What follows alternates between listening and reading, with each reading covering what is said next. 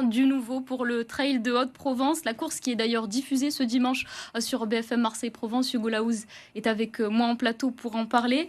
À cause des faibles températures ce week-end, pas d'autre choix. L'organisation de la course a dû être modifiée.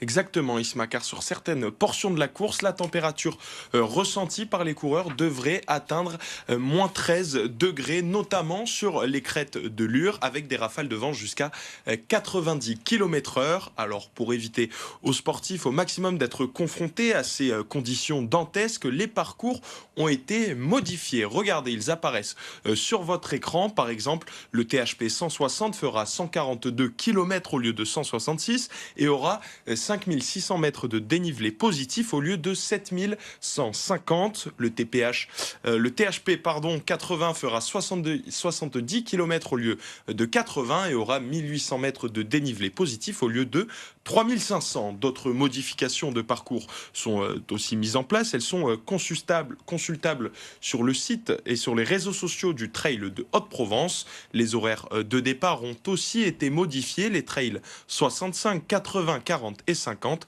partent 2 heures plus tard que prévu. Et température extrême oblige, le plan grand froid a été déployé. Exactement, il a été activé et en plus il est obligatoire pour les courses THP 160, THP 120, 80, 80 relais et 60.